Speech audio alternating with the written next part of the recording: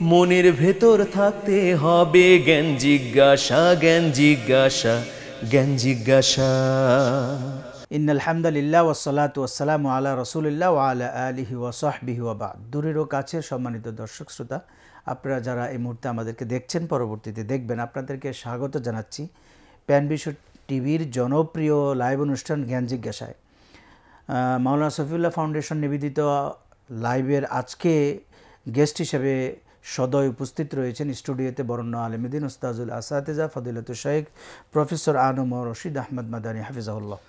আসসালামু আলাইকুম ওয়া রাহমাতুল্লাহি ওয়া বারাকাতুহু। ওয়া আলাইকুম আসসালাম ওয়া রাহমাতুল্লাহ। উস্তাদ, আপনি কেমন আছেন? আলহামদুলিল্লাহ, আপনি কেমন আছেন? আলহামদুলিল্লাহ। উস্তাদ, আমরা আল্লাহর শুকরিয়া আদায় করে আজকে শুরুতে আপনার কাছে জানবো যে কুরবানি আসলে যে রাসূল বলেছেন আমাদেরকে নখ, দাড়ি, চুল এগুলি কাটার জন্য, এটা আমরা কখন থেকে কাটবো আর না কাটলে আমাদের কি ক্ষতি হবে, দয়া করে একটু বলবেন। আল্লাহুম্মা লাকাল হামদু হামদাশ শাকিরিন ওয়া উসাল্লি ওয়া উসাল্লিমু আলা রাসূলিকাল আমিন ওয়া আলিহি ওয়া সাহবিহি ওয়া মান তাবি'আহুম বিইহসানিন ইলা ইয়াউমিদ্দিন। খুবই প্রাসঙ্গিক প্রশ্ন। কয়েকদিন পরেই তো কুরবানি, এগুলো আমাদের জানা প্রয়োজন।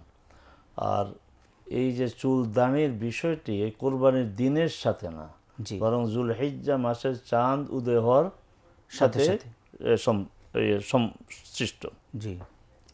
উম্মে সালামা রাদিয়াল্লাহু তাআলা আনহা থেকে হাদিস, রাসূল সাল্লাল্লাহু আলাইহি ওয়াসাল্লাম বলেছেন, ইযা রাআইতুম হিলালা যিল হিজ্জাহ জি ওয়া আরাদা আহাদুকুম আন ইউদাহিয়া ফালইউমসিক আন শা'রিহি ওয়া আসফারিহি। যে যখন তোমরা যুলহিজ্জা মাসের নতুন চাঁদ দেখবে, হিলাল, আর তোমাদের কেউ কুরবানি করার ইচ্ছা করবে, সে যেন তার চুল দাড়ি থেকে বিরত থাকে। মানে চুল দাড়িতে যেন সে হাত না দেয়। এটা সহিহ মুসলিমে হাদিসটি বর্ণিত হয়েছে। তাহলে এখান থেকে বোঝা গেল নখটাও কি আসবে এখানে? হ্যাঁ, নখ, চুল, নখ। ফালইউমসিক আন শা'রিহি ওয়া আসফার, চুল থেকে বিরত থাকবে। চুল মানে চুল বলতে চুল না, পশম জাতীয় যা আছে শরীরে বিরত থাকবে। নখ থেকে বিরত, মানে নখ কাটবে না। এখানে একটা প্রসঙ্গ যে আমাদের কানে আসে যে কোরবানি যে দিবে এটা শুধু তার জন্য না, সবার জন্য। কিন্তু হাদিস কি বলে, ও আরাদা আহাদুকুম আন ইউদাহিয়া, তোমাদের কেউ কোরবানি করার ইচ্ছা পোষণ করে, নিয়ত করে, তার জন্য এই বিধান। এই জন্য যারা কোরবানি দিবে না তাদের জন্য এটা না, এই বিধান না। মোহতারাম, এইটার এই আমলটার হুকুম কি? সুন্নাহ। সুন্নাহ, এটা সুন্নাহ। করলে সুন্নাহ অনুযায়ী আমল হবে, আর এমনটি না করলে কোনো গুনাহ হবে না। ওই প্রশ্নকর্তা বলছেন যে যদি নখ না কাটে তাতে কি কোরবানি কোনো ক্ষতি হবে না? কোনো ক্ষতি হবে না। নখ না কাটলে কোরবানি কোনো ক্ষতি হবে? কোরবানি কোনো ক্ষতি হবে না। মোহতারাম, অনেক শুকরিয়া। অত্যন্ত জীবন ঘনিষ্ঠ প্রশ্ন ছিল। আল্লাহ সুবহানাহু ওয়া তাআলা আপনাকে উত্তম বারাকা দান করুন। জাযাকাল্লাহ। কি পরিমাণ সম্পদ থাকলে এই বর্তমান বাজারে তাকে কোরবানি দিতে হবে? এই সহজ কথা, নেসাব। নেসাব হচ্ছে যাকাতের নেসাব, কোরবানির নেসাব, সাদাকাতুল ফিতরের নেসাব। আচ্ছা, একই নেসাব। সেই নেসাব হচ্ছে 7.5 ভরি স্বর্ণ, বর্তমান হিসাবে 85 গ্রাম। আচ্ছা, রূপাকে স্ট্যান্ডার্ড মনে করা হয় না, সেটা বিতর্কে আমি যেতে চাই না। গোটা পৃথিবীর যারা বিচক্ষণ ইসলামী স্কলার আছে, যারা দুনিয়ার বাস্তবতারা বুঝে, শুধু ওই ফেকা না, বাস্তবতারা বুঝে, তারা রূপাকে স্ট্যান্ডার্ড মনে করে না। তার 60-65 হাজার টাকা আজকাল কার কাছে নাই? কার কাছে নাই? তাহলে 7.5 ভরি বা 85 গ্রাম স্বর্ণের দাম, মূল্যমান যার কাছে আছে, আচ্ছা, সে হচ্ছে নেসাব। এটাই নেসাব। এখন জাকাত কি? 1 বছর অতিক্রম হইতে হবে, তাহলে জাকাত। বছর শেষে তাকে জাকাত দিতে হবে। কিন্তু কোরবানির ক্ষেত্রে হচ্ছে কোরবানির ইমিডিয়েট আগে তার কাছে যদি এই টাকা থাকে, কোরবানি ওয়াজিব তার উপরে। সাদাকাতুল ফিতর হচ্ছে আগের রাত্রে, ঈদের আগের রাত্রে তার কাছে এই পরিমাণ অর্থ আছে, তিনি সাদাকাতুল ফিতর তিনি দিবেন। মোহতারাম, অনেক শুকরিয়া। অত্যন্ত গুরুত্বপূর্ণ প্রশ্ন। ভাই আরেকজন প্রশ্ন করেছে, বাংলাদেশে এই বছর আরাফার সিয়াম কোন তারিখে আমরা পালন করি? আচ্ছা, এটা প্রাসঙ্গিক প্রশ্ন।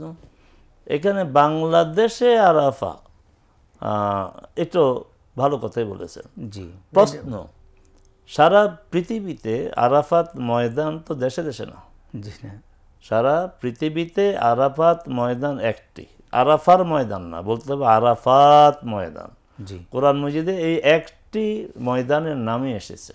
জি আমরা সেখানেও, আমি সাধারণ লোকদের মানে কোনো ত্রুটি নাই, আমরা আলেমরাই ভুল বলি, আমাদের থেকে তারা ভুল শিখে আরাফার ময়দান বলে না, নিঃসন্দেহে আরাফাতের ময়দান, একটু টান হবে, আরাফাতের ময়দান। ফাইদা আফাত্তুম মিন আরাফাতিন, একটি মাত্র ময়দান। তো ময়দান তো একটা, আর সেটা কোথায়? সেটা হচ্ছে বর্তমান সৌদি আরবে সেটা আছে। আচ্ছা, এই হাজিরা সেখানে অবস্থান করে কেন?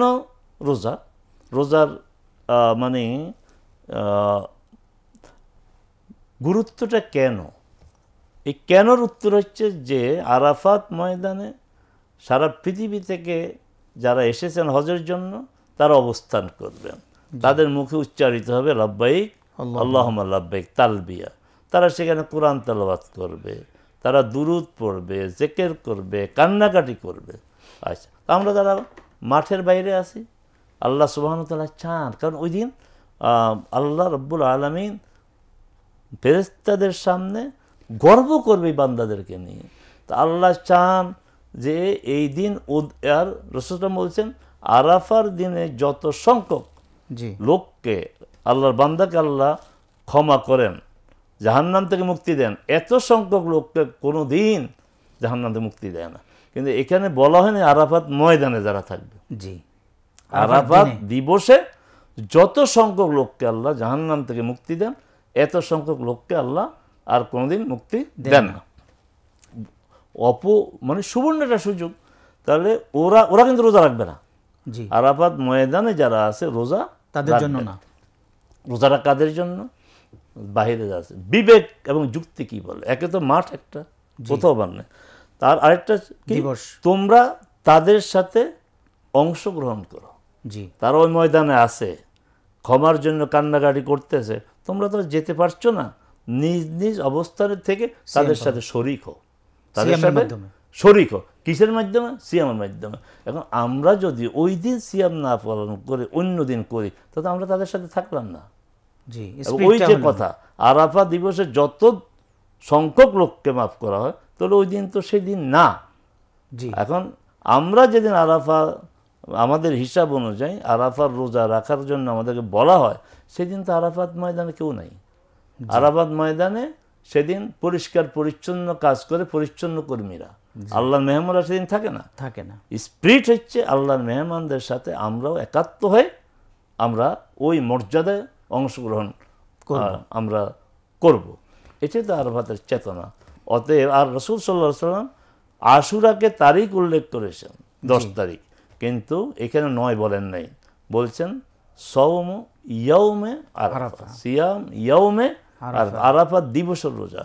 আর আরাফা দিবস সেই দিবসেই যেদিন আরাফাত ময়দানে হাজিগণ অবস্থান করেন, ওই দিনই আরাফাত দিন, আর ওই দিনই আরাফা রোজা রাখতে হবে। মোহতারাম, অনেক সহজ সরল হিসাবে। জি মোহতারাম, আমরা কি বলে চাঁদ ওঠার সাথে সাথে তাকবীর দিতে হয়, তো তাকবীরটা কোন দিন থেকে শুরু হয়ে কোন দিন পর্যন্ত আমরা দিব? দেখুন, এখানেও সমস্যা। আমাদের উলামায়ে কেরামরা আমাদেরকে শিখান, বলেন মসজিদের মিম্বারে, তারপরে ওয়াজ মাহফিলে, যে আইয়ামে তাশরিকের তাকবীর, জি আরাফা দিবসের বা 9 তারিখ ফজর থেকে শুরু করে 13 তারিখ আসর পর্যন্ত প্রতি ফরজ সালাতের পরে, এতটুকু তো বলেন, বাকিটা কেন বলেন না? জি এইজন্য তাকবীর তো 2 ধরনের, একটা হচ্ছে আম ব্যাপক তাকবীর, সাধারণ তাকবীর, আরেকটা হচ্ছে বিশেষ তাকবীর। একটাকে বলা হয় তাকবীর মতলক, আরেকটা বলা হয় তাকবীর মুকাইয়াদ। আমি এই আরবি পরিভাষা তো আলেমরা বুঝবেন, সাধারণ লোকরা এইভাবে বুঝেন। একটি হচ্ছে সাধারণ তাকবীর, আরেকটা হচ্ছে বিশেষ তাকবীর। সাধারণ তাকবীর কি? আজকে জিলহজের চাঁদ উঠেছে, আমার বাংলাদেশে তো সবসময় পিছিয়ে থাকে, সব বিষয়ে পিছিয়ে থাকে, শুধু দিনই দিক থেকে না, সব বিষয়ে পিছিয়ে থাকে। তো আপনারা করবেন আগামীকাল থেকে জুলহিজ্জা মাসের চাঁদ উদয়ের পর থেকে এই ব্যাপক তাকবীর শুরু হবে, সাধারণ তাকবীর শুরু হবে। এই তাকবীরের সাথে ফরজ সালাতের সম্পর্ক নাই, কোনো নামাজের সম্পর্ক নাই। যখন তখন সাহাবায়ে কেরাম এইভাবে চলতে ফিরতে তারা এই তাকবীর বলতেন। আবু হুরায়রা রাদিয়াল্লাহু তাআলা আনহু, আব্দুল্লাহ বিন ওমর রাদিয়াল্লাহু আনহু যখন তারা হাটে বাজারে যাইতেন, তারা জোরে জোরে তাকবীর বলতেন, আল্লাহু আকবার, আল্লাহু আকবার, লা ইলাহা ইল্লাল্লাহু, আল্লাহু আকবার, আল্লাহু আকবার। তার এই দুইজনের তাকবীর শুনে বাজারের লোকরাও তাকবীর বলতো, তাকবীর ধ্বনি মুখরিত হতো। এখন এই হাদিসের চর্চা না থাকার কারণে এটা মৃতপ্রায় সুন্নত। এখন আমি আর আপনি যদি দুইজনে আমরা মানে আলেম হিসেবে তো আমাদের পরিচয়, যে আমরা দুইজন যদি এই সুন্নাহ অনুযায়ী মনে করেন যে কাউরান বাজার যে তাকবীর দেই, আল্লাহু আকবার, আল্লাহু আকবার জোরে জোরে, তখন এই ফ্যান ভীষণই অভিযোগ আসবে যে এই যে দুইজন, একজন উপস্থাপনা করলেন আরেকজন জবাব দিলেন, এদের সমস্যা আছে বোধহয় মাথায়, যে জোরে জোরে তারা ওখানে, অথচ এটা সুন্নাহ, এটা সুন্নাহ। এখন এই সুন্নাহ সম্পর্কে আমরা লোকদেরকে জানাই না, নিজেরাই করি না। আর ওমর রাদিয়াল্লাহু তাআলা আনহু আপনার এত জোরে তাকবীর দিতেন, রাস্তার দিয়ে যারা যেতেন এই তাকবীর শুনে তারাও কি তাকবীর দিতেন। আমার ঘরে কি আমি এত জোরে তাকবীর দিতে পারবো? আমার দেওয়া উচিত, কিন্তু এটাকে স্বাভাবিকভাবে নিবে। আচ্ছা, তাহলে এই সুন্নাতগুলোকে আমরা মেরে ফেলেছি, এটা তো মিম্বার থেকে মেরে ফেলেছি, মিম্বার থেকে মেরে ফেলা হচ্ছে। এই সুন্নাতগুলোর পুনর্জীবন হওয়া দরকার, জীবিত হওয়া দরকার। আর বিশেষ তাকবীর ওইটা যেটা আপনার 9 তারিখ ফজরের পর থেকে 13 তারিখ, এখানে আবার ভুল আছে। সেই ভুলটাকে ইমাম সাহেব বলে, ইমাম সাহেবের সাথে সুর মিলে সবাই না, প্রত্যেকের তাকবীর দিবেন নিজের জায়গায়, নিজের অবস্থানে, নিজের আওয়াজে, ওই শুনে শুনে না, নিজের দায়িত্বে তাকবীর দিবেন। আর মা বোনরা ঘরে যদি তাকবীর দেন এমন শব্দে দিবেন যে নিজে শুনেন, সেখানে যদি মাহারাম কেউ যেন, আপনার গায়রে মাহারাম যেন কেউ আপনার এই তাকবীরের আওয়াজ না শুনে। মোহতারাম, অনেক শুকরিয়া মোহতারাম। এর সাথে জড়িত হলো আইয়ামে তাশরিক। আইয়ামে তাশরিক কয়দিন, আইয়ামে তাশরিক কি, ঈদুল আদহা কয়দিন, কতদিন পর্যন্ত কুরবান দেওয়া যাবে মোহতারাম। এর সাথে আরও বিষয় হলো কুলু ওয়াদ্দাখিরু, সেটা কতদিন। এই যে এই বিষয়গুলি আমাদের দেশে খুব বেশি পেচগোছ তালগোল পাকিয়ে ফেলেন আমাদের ওস্তাদরাই, ওলামা একরাম, এটা একটু ক্লিয়ার করুন। আসলে এই যে যুলহিজ্জা মাসের 1 তারিখ থেকে 10 মূলত, তারপরে হচ্ছে বাকি আরো 3 দিন মর্যাদার দিন। মর্যাদা রাসূল সাল্লাল্লাহু বলছেন এই 10 দিনের আমলের চেয়ে আল্লাহর কাছে অধিক প্রিয় কোনো আমল নেই। এই 10 দিনের যে আমল আল্লাহর কাছে সবচেয়ে প্রিয়। রাতের দিক থেকে রমাদানের শেষ 10 রাত সর্বোত্তম রাত, সর্বোত্তম রাত। এই রাতের এই 10 দিন ইতিকাফের দিন। এই 10 দিনের 10 রাতের মধ্যে একটি রাত আছে লাইলাতুল কদর, যে লাইলাতুল কদর সময় আল্লাহ বলছেন লাইলাতুল কদরে খায়রুম মিন আলফি শাহর, 1000 মাসের চেয়ে উত্তম। রাসূল সাল্লাল্লাহু আলাইহি ওয়াসাল্লাম এই 10 দিনে সাদ্দা মিজারাহু ওয়া আহিয়া লাইলাহু ওয়া আইকাযা আহলাহু, তিনি কোমর বেঁধে ইবাদতে রাখতেন, পরিবারের লোকদেরকে জাগিয়ে দিতেন, রাতকে তিনি জাগিয়ে রাখতেন, রাতে তিনি জাগতেন না। আহিয়া লাইলাহু, তিনি তার রাতকে জাগিয়ে রাখতেন। খুব ভালো করে বুঝতে হবে, তিনি রাতে জাগতেন না, তিনি রাতকে জাগিয়ে রাখতেন। তো আমরা কারা? আমরা তো এই গুরুত্ব দিই না। তাহলে ওই 10 রাত সর্বশ্রেষ্ঠ রাত, আর এই 10 দিন হচ্ছে সর্বশ্রেষ্ঠ দিন। এই 10 দিনের আমল, প্রধান আমল হচ্ছে একাধারে 9 দিন রোজা রাখা, আর 10 তারিখে কোরবানের গোশত দিয়েই প্রথম খাবার খাওয়া। তাহলে বলা যায় আপনার যে 9.5 দিন রোজা রাখা, এটা সবচেয়ে বড় কাজ। তাকবীর বেশি বেশি করে বলা, বেশি বেশি করে ইবাদত করা, আর বিশেষ করে আরাফা দিবসে রোজা রাখা। 10ম দিনে কোরবানি, ওই দিনের সবচেয়ে প্রিয় আমল আল্লাহর কাছে রক্ত প্রবাহ করানো, মানে কোরবানি দেওয়া। বাকি থাকলো 11, 12, 13, এই 3 দিন হচ্ছে আইয়ামে তাশরিক। এবং এই 3 দিন দেখেন, ওই যে আমরা গোশত খাওয়ার কথা বলছি, এই 3 দিন রোজা রাখা যাবে না। তাহলে এই 4 দিনে প্রচুর গোশত আমাদের খাওয়া হয়, এই জন্য বলছে খাও একবার, আরেক ভাগ সাদাকা করো বা গরিবকে খাও, আরেক ভাগ হচ্ছে জমা করো। আচ্ছা, তাহলে আইয়ামে তাশরিক 11, 12, 13 13 এই 3 দিন। কোরবানি দেওয়ার সুযোগ আছে আমাদের 10 তারিখ, 11 তারিখ, 12 তারিখ। আমাদের হানাফি মাযহাবের উলামায়ে কেরাম 13 তারিখ পর্যন্ত যেতে চান না, কিন্তু 13 তারিখেও কোরবানি দেওয়া যাবে। মোহতারাম, অনেক শুকরিয়া কোরবানির অত্যন্ত গুরুত্বপূর্ণ বিষয়গুলি। কোরবানির সাথে আমাদের অনেক বেশি বিদাত জড়ানো, সামাজিকতা, বলা যায় যে বড় ফ্যামিলি, বাংলাদেশের ওলামায়ে কেরামদের ফ্যামিলিগুলিও এগুলিকে বেশি প্রোভাইড করে। অনেক অঞ্চলে শ্বশুরবাড়ি থেকে, ছেলের শ্বশুরবাড়ি থেকে গরু দেওয়া লাগে, খাসি দেওয়া লাগে, গরুর মাথা দিতে হয়, রান দিতে হয়, না দিলে মাইন্ড করে, কি বলে, পুত্রবধূর উপর শারীরিক মানসিক নির্যাতন হয়। আমরা গত বছর দেখলাম একটা মেয়েকে মেরেও ফেলছে চট্টগ্রামে।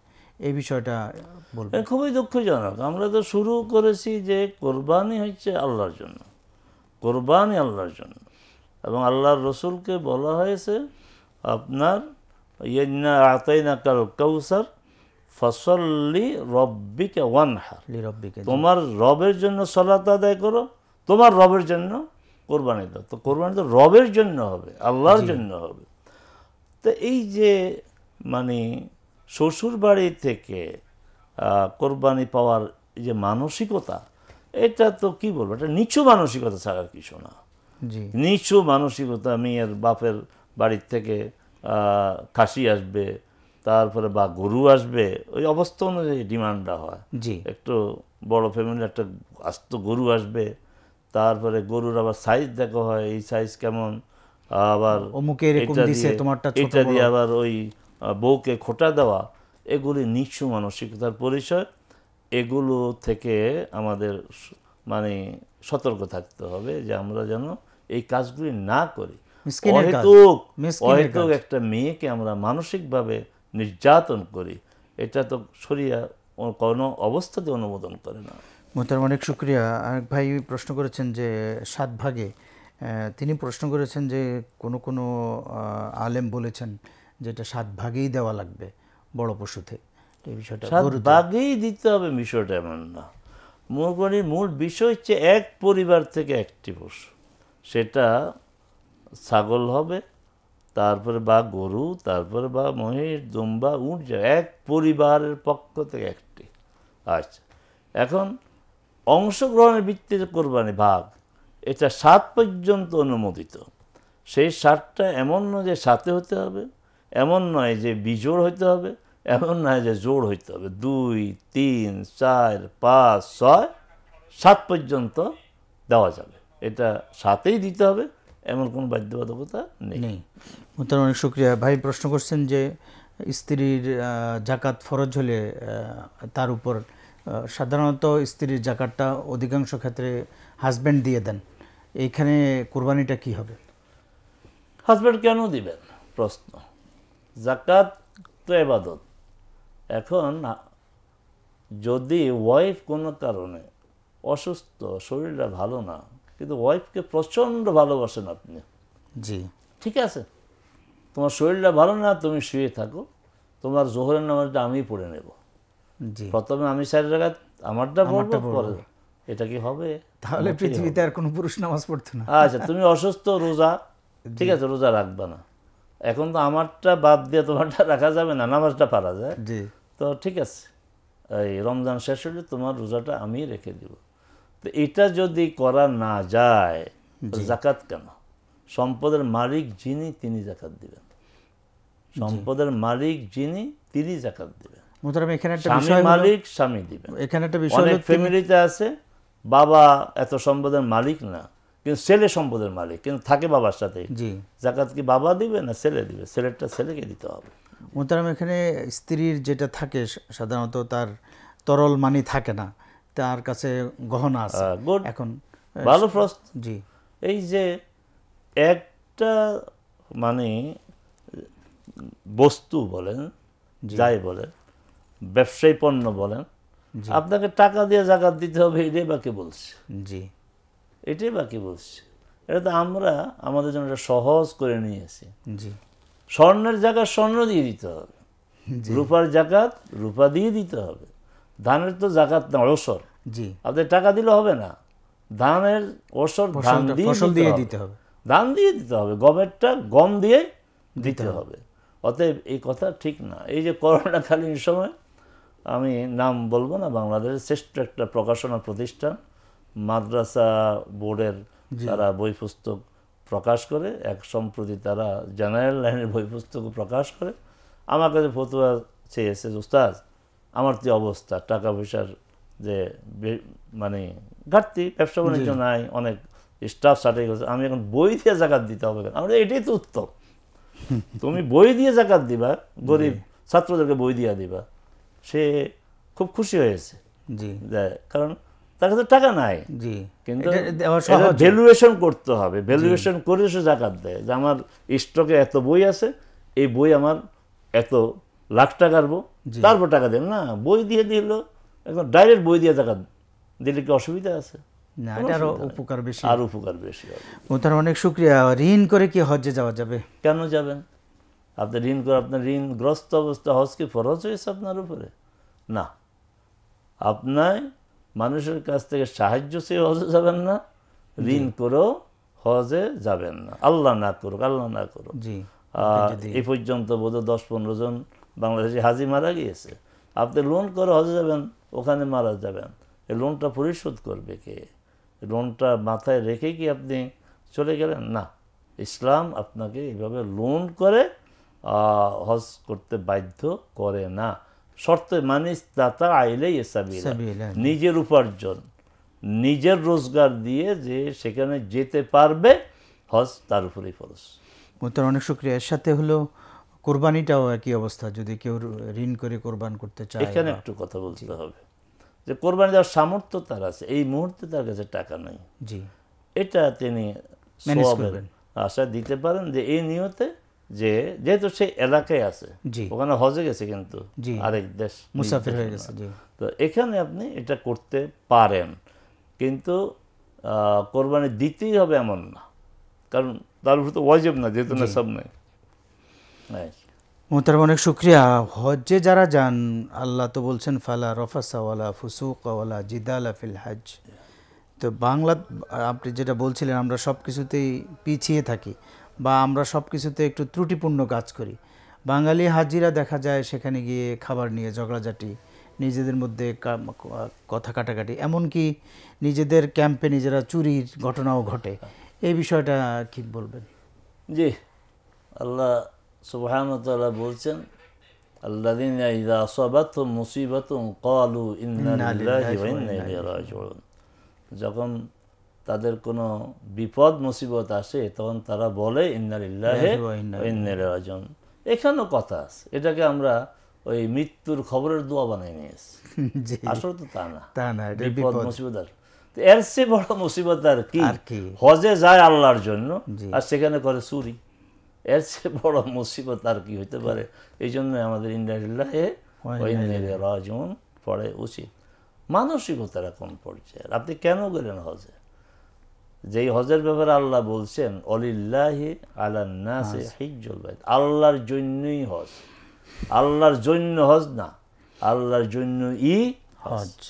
এখানে কথা আসতে পারে যে নামাজ আল্লাহর জন্য, যাকাত আল্লাহর জন্য, রোজা আল্লাহর জন্য, তো এই হজটা আল্লাহর জন্যই, শুধু আল্লাহর জন্য, আল্লাহর জন্য। কারণটা কি? কারণ হচ্ছে এই যে আপনি আপনার সলাত বাড়িতে এলাকায় পড়তে পারেন, নিজ বাড়ি থেকে রোজা রাখেন, নিজ এলাকা থেকে যাকাত দেন, কিন্তু হজের জন্য না, আপনাকে আপনার পরিবার, আপনার ব্যবসা, আপনার কর্মক্ষেত্র, এমনকি দেশটাও ছেড়ে চলে যেতে হবে।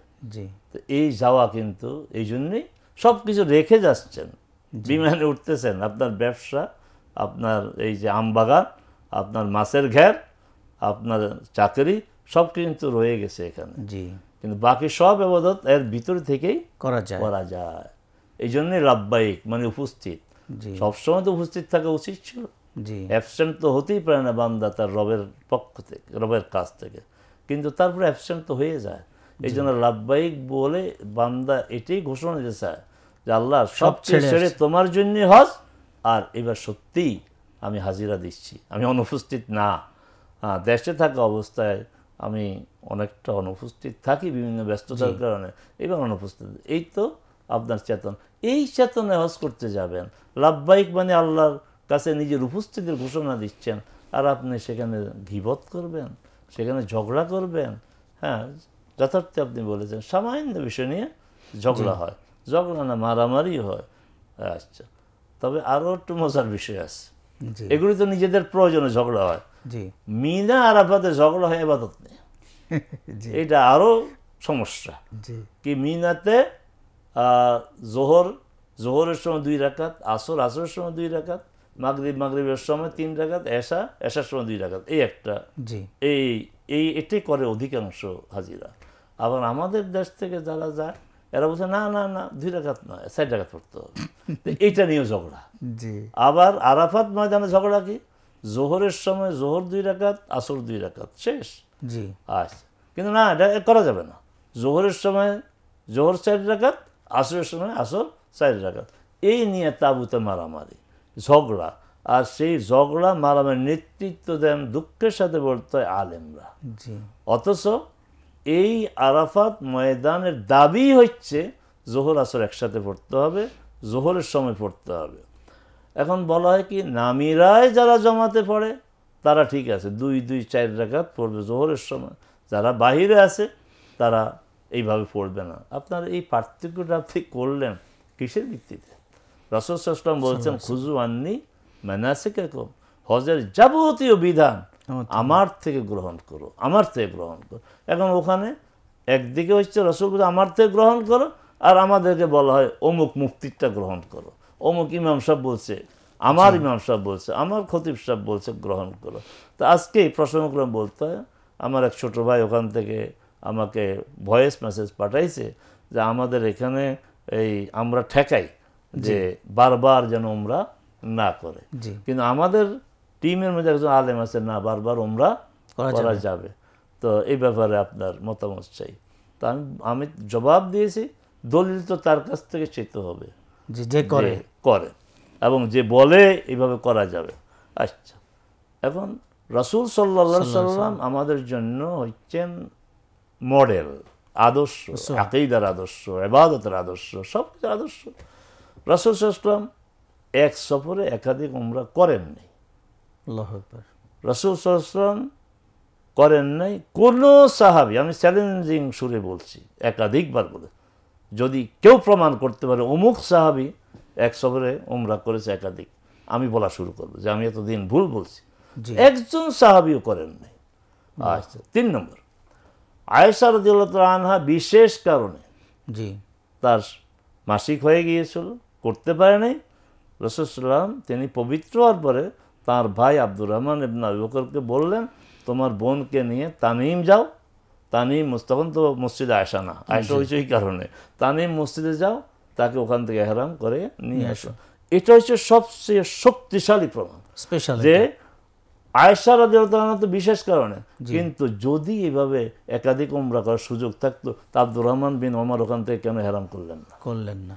আব্দুর রহমান বিন আবু বকরের ছেলে, আয়েশার বোন, রাসূল তাকে পাঠাইছেন, কিন্তু তিনি ইহরাম করলেন না, উমরা করলেন না। তাহলে এতগুলি দলিলের পর আপনি কি বলবেন? এখন তো আমাদের মুআল্লিমরাই বলে যে এটা ওখানে ইহরাম করা যাবে। কিসের ভিত্তিতে? আল্লাহ রসুল করেন নাই, সাহাবে কেরাম করেন নাই, আয়েশা করেছে, আয়েশার ভাই তো করেন নাই। আয়েশাকে করাইছে, কিন্তু আয়েশাকে সাথে করে নিয়ে গেছেন তার ভাই, তিনি তো করেন নাই। তা আপনি আর আমি কেন করব? অতএব যেই কাজটি রসুল করেন নাই এটা করা যাবে না।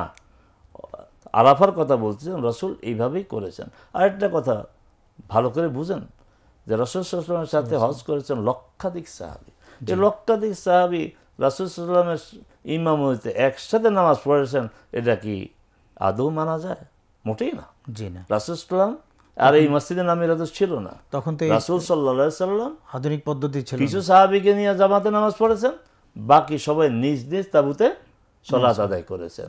তো কোনো প্রমাণ নাই যে ওই সাহাবীগণ জোহরের সময় জোহর 4 রাকাত পড়েছেন, আসরের সময় আসর 4 রাকাত পড়েছেন। বরং প্রমাণ এটাই যে সবাই 2 রাকাত করে জোহরের সময় পড়েছেন।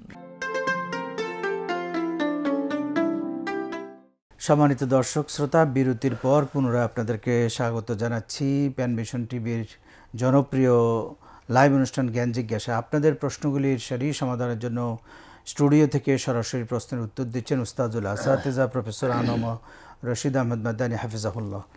মোহতারাম, আমাদের অনেকগুলি প্রশ্ন আমরা জবাব দিয়েছি, আরও বেশ কিছু প্রশ্ন আছে, আমরা একটু তাড়াতাড়ি শেষ করার চেষ্টা করব। গুরুত্বপূর্ণ প্রশ্ন হলো, কসাইকে যারা গরু বানান আমরা নোয়াখালী অঞ্চলে বলি, তো তাদেরকে মজুরি দেবে, সেটা গরুর গোশত দিয়ে মজুরি অনেকে দেন, বিধানটা আমরা বলবো না। কোরবানির এবাদত, কোরবানির পশুটা গোটাটাই এবাদতের অংশ। এখান থেকে মজুরি দেয়া যাবে না, গোশত দিয়ে মজুরি দেয়া যাবে না। জি, তার অনেক শুক্রিয়া। কোরবানির গরুর চামড়া খাওয়া, মাথার চামড়া খাওয়া, লেজ খাওয়া, বা কোরবানির গরুর চামড়া দান করলে কাকে কোথা দান করা যাবে, ইমাম সাহেবকে দান করেন, সেটা দান করা যাবে কিনা বিষয়টা? এটা একটা ভালো প্রশ্ন। আমাদের দেশের প্র্যাকটিস হচ্ছে যে কোরবানির চামড়া বিক্রি করা হয়, এই প্র্যাকটিসটাই বেশি। কি গ্রামে কি শহরে বিকৃত অর্থ তারপরে কোরবানির দাতা গরিব অসহায় বা এতিমখানা দিয়ে দেন। যেটা আমরা বারবার বলি, আমাদের দেশের কিছু প্র্যাকটিস, কিছু অনুশীলন সুন্নাহর সাথে যায় না। যেমন এই যে কোরবানির চামড়া বিক্রি করার কোনো সুযোগ নাই, কোরবানি পশুর কোনো কিছু বিক্রি করা যাবে না, বাস পরিষ্কার কথা। সুন্দর। এই যে আপনার কোরবানির দেখবেন 4-5 দিন পরেই চর্বি আছে বড় পাতিল নিয়ে চর্বি বিক্রি করা হয় না, বিক্রি করা যাবে না, বিক্রি করা যাবে না, বিক্রি করা যাবে না। কোরবানির কোনো কিছু বিক্রি করা যাবে না, হাড়ও বিক্রি করা যাবে না। এখন চামড়া করণীয় কি? আপনি গোশত যেভাবে খান চামড়াও খান, আর যদি আপনার চামড়া খাওয়ার ক্ষেত্রে অরুচি হয়, কোনো সমস্যা হয়, গোটা চামড়া দান করে দেন। হ্যাঁ, তিনখানে দেন, অসুবিধা নেই, গরিবদেরকে দেন, অসুবিধা নেই, কিন্তু কোরবানির চামড়া বিক্রয় করা যাবে না। এটা শরিয়া কর্তৃক এটা অনুমতি না। আপনি পুরা চামড়া হয় নিজে ব্যবহার করবেন, খাবেন, আর না এটা চামড়াটা দান করে দিবেন। চর্বিও তাই। চর্বি অনেকে বিক্রি করেন, কিন্তু আমরা টের পাই। কারণ যে আপনি বিক্রি না করেন, তাহলে 5-6 দিন পরে বড় পাতিল নিয়ে কেন আসে চর্বি আছে, এরপর দেখা যায় চর্বি বিক্রি করা হয় না। চর্বি বিক্রি করা যাবে না। মোহতারাম ভাই বলছেন যে আমি বিক্রি করে টাকা আমি খাই না, টাকা দেই না। আপনি টাকা খান না, আপনি টাকা বানাইলেন কেন? আপনি চামড়াই দিয়ে দেন। জি মোহতারাম, এখানে একটু শরিয়া কেন কাজটা করুন? কারণ আপনি যেহেতু চামড়াটা বিক্রি করবেন আর এটা আপনি নিবেন না, এটা তাহলে আপনি দামের ক্ষেত্রে এত আপনার গুরুত্ব দিবেন না, জাপান তাই। কিন্তু যে কোরবান এই চামড়াটা একজন অসহায় মানুষকে দেবেন, এটা তার সম্পদ হয়ে গেল, সে এটাকে আপনার বিক্রি করবে, একটু দামাদামি করবে, একটু সময় নেবে, সে সুযোগ মতন এই বাজারে দাম কম, অমুক জায়গায় বেশি, আপনি কি ঝুঁকিটা নেবেন না, অতএব আপনি চামড়ে দিয়ে দিবেন। মোহতারাম অনেক শুকরিয়া। আমাদের ভাই প্রশ্ন করেছেন যে অমুসলিম ভাইদেরকে কোরবানির গোশত দেওয়া যাবে কিনা উপঢৌকন হিসেবে?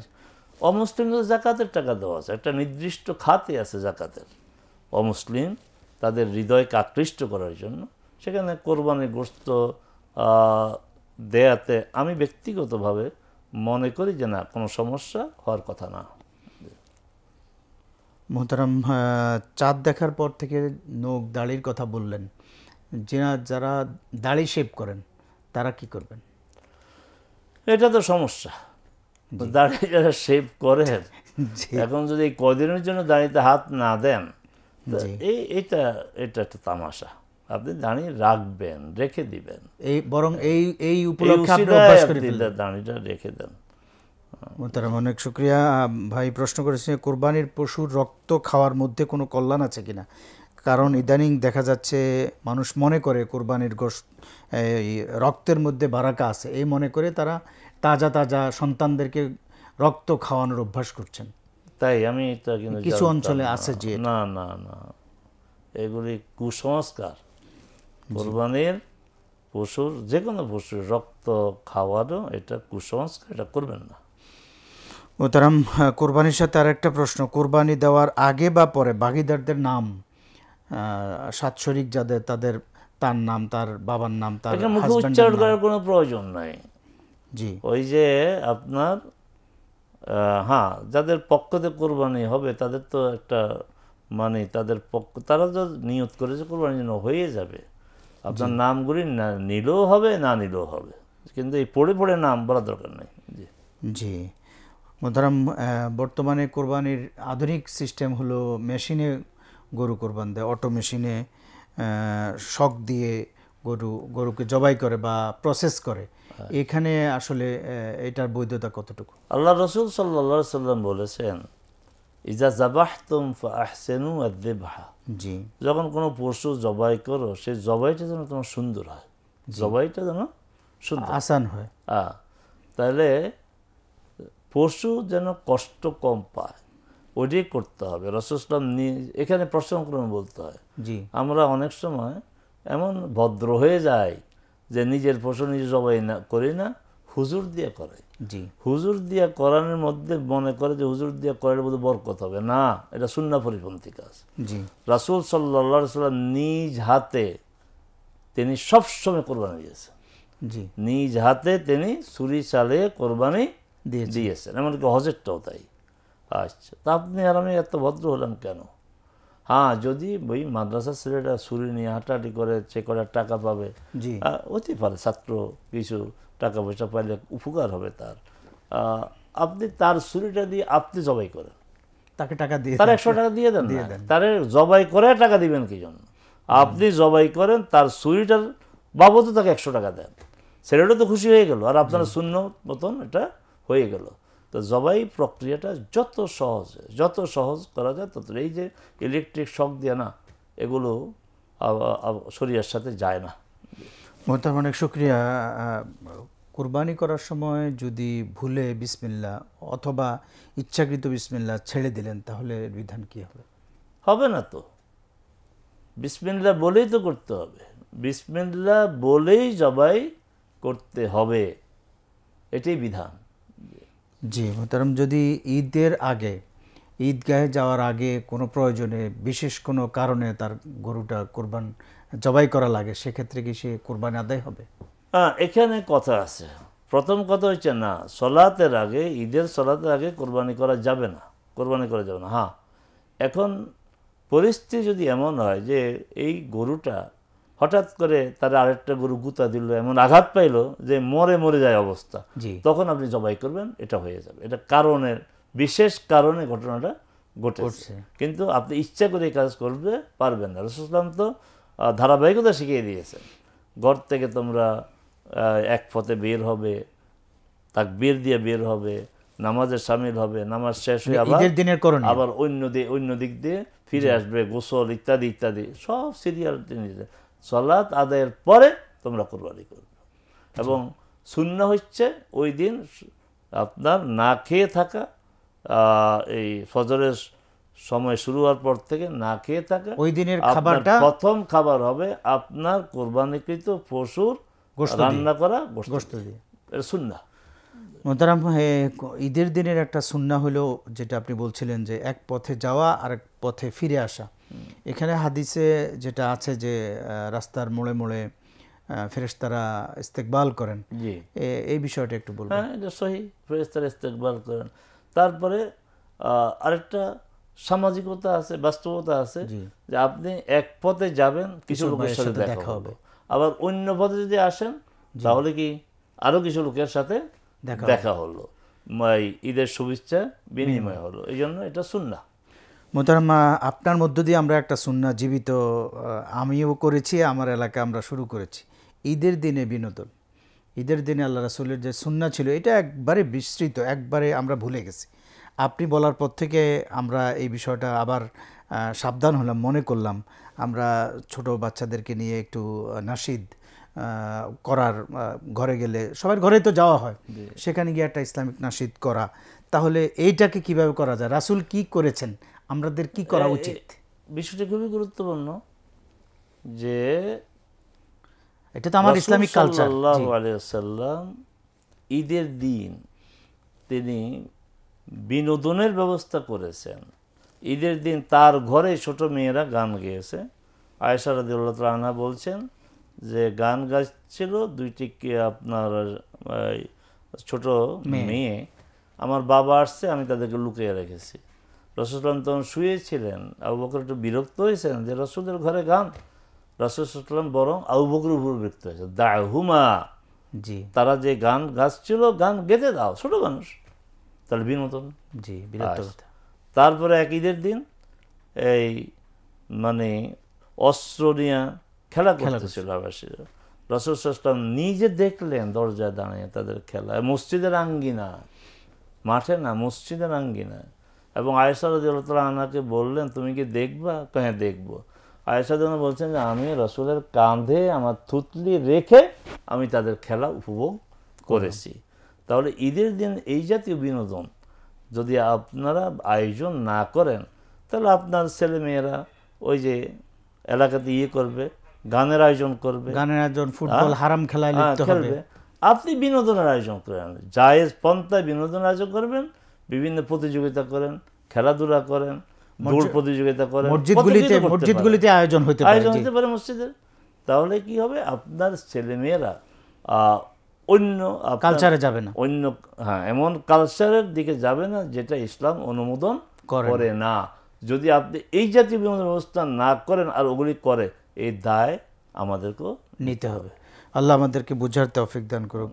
মোহতারাম, হজে উমরা থেকে আসার পরে যে আমরা ইহরামটা আমাদের থেকে যায়, এইটা আসলে আমরা কি সংরক্ষণ করব? আবার অনেকে দেখা যায় এটা ওসিয়া করে যায়, কাফনের কাপড় হিসেবে ব্যবহার করে। এগুলি আবেগ, এগুলির সাথে ইসলামী শরিয়ত তেমন সম্পর্ক নেই। এগুলি নাজায়েজও বলার দরকার নেই। 2 খণ্ড কাপড় দিয়ে আমি চাইলে যে কোনো কাজে এটাকে ব্যবহার করতে পারেন, কোনো সমস্যা নেই। আবার যারা একাধিকবার যায়, আপনার যান, অভ্যাস আছে, আল্লাহ তৌফিক দিয়েছে, তারা রেখে ওইটাই ব্যবহার করতে পারেন, বা অন্য কোনো ভাই যেতে চাইলে তাকে গিফট করতে পারেন, দিতে পারেন। মোহতারাম, আমরা সর্বশেষ প্রশ্ন, হজ থেকে উমরা থেকে আসার যে প্রশিক্ষণ নিয়ে আসে, আপনি বলছেন বারবার লিল্লাহি আলান নাস, আল্লাহর জন্যই, একমাত্র আল্লাহর জন্য। তো সেইখানে আমরা হজটা শেষ করে যখন আমরা বিমানে উঠি, সেখানে দেখা যায় যে আমার জন্য বরাদ্দ যা আছে জমজমের পানি, তো আমি এটাকে আর একটু বেশি আনার জন্য একটু ছলছাতরির আশ্রয় নেই। এটা কি হজের শিক্ষার সাথে কেমন? না, আপনি কেন এটা করবেন? নিয়মের বাইরে আপনি কিছু করবেন কেন? আর নিয়মগুলো যদি শরিয়ার সাথে সাংঘর্ষিক না হয়, ওই নিয়ম বিধানগুলো মানাও শরীয়তের দাবি। জি, মোহতারাম, অনেক শুকরিয়া। আজকে আমরা হজ এবং উমরা নিয়ে সামগ্রিক বিষয়গুলি মোটামুটি আলহামদুলিল্লাহ আমরা জেনেছি। আল্লাহ সুবহানাহু ওয়া তাআলা আপনাকে হায়াতে তাইয়্যিবা দান করুক। বারাকাল্লাহু ফি ইলমিকা ওয়া জুহদিক ওয়া কারামিক। সম্মানিত দর্শক শ্রোতা, আপনারা শুনছিলেন আজকের জমজমাট লাইভ অনুষ্ঠান কোরবানি এবং ঈদ নিয়ে। আমরা আশা করব আজকের এই পর্বটা আপনারা ফ্যামিলিকে সাথে নিয়ে দেখবেন, পরিবারের অন্যান্য সদস্যদেরকে নিয়ে দেখবেন। আশা করছি এই বিষয়ে অত্যন্ত জীবন ঘনিষ্ঠ, গুরুত্বপূর্ণ এবং বেশ কিছু নতুন বিষয়, যে বিভ্রান্তিগুলিতে আমরা আছি, সেগুলি আমরা জানব। বিশেষত আমি আপনাদেরকে ঈদ যেহেতু সামনে, আমরা একটু কোরবানির সামনে, কোরবানির পরপরই তো আমরা ঈদে ব্যস্ত হয়ে পড়ব। ঈদের বিনোদন, ঈদে আল্লাহ রাসূল আমাদের বিনোদনের ব্যবস্থা করেছেন, সাহাবায়ে কেরামরা করেছেন, রাসূল অনুমোদন দিয়েছেন, রাসূল না করার পক্ষে বিরক্ত হয়েছেন। তাহলে আমরা তো একটা ইসলামিক কি বলে বিনোদন হাউসে বসা, তো আমরা চেষ্টা করব আমরা এই হারিয়ে যাওয়া সুন্নাটাকে ঈদের দিনে আমরা যে সমস্ত কালচারাল গ্রুপগুলি বাংলাদেশে ছড়িয়ে ছিটিয়ে আছি, আমরা মাদ্রাসার ছাত্র যারা আছি, দিনী ভাইরা যারা আছি, মসজিদ কমিটি যারা আছি, মাদ্রাসা কর্তৃপক্ষ যারা আছি, ঈদগাহ কর্তৃপক্ষ যারা আছে, আমরা এই ধরনের আয়োজন করব। আল্লাহ সুবহানাহু ওয়া তাআলা আমাদেরকে হারিয়ে যাওয়া বেশ কিছু সুন্নার কথা আজকে উস্তাদ বলেছেন, আমরা যেন সেগুলির সাথে যুক্ত হতে পারি এবং সেগুলিকে আমরা ছড়িয়ে দিতে পারি, লাইক করতে পারি, শেয়ার করতে পারি। আল্লাহ আমাদেরকে তৌফিক দান করুক। ওমা তৌফিক ইল্লা বিল্লাহ ওয়া সাল্লাল্লাহু আলা নাবিয়িনা মুহাম্মদ ওয়া আলা আলিহি ওয়া সাহবিহি ওয়া বা'দ। ওয়াসসালামু আলাইকুম ওয়া রাহমাতুল্লাহি ওয়া বারাকাতুহু।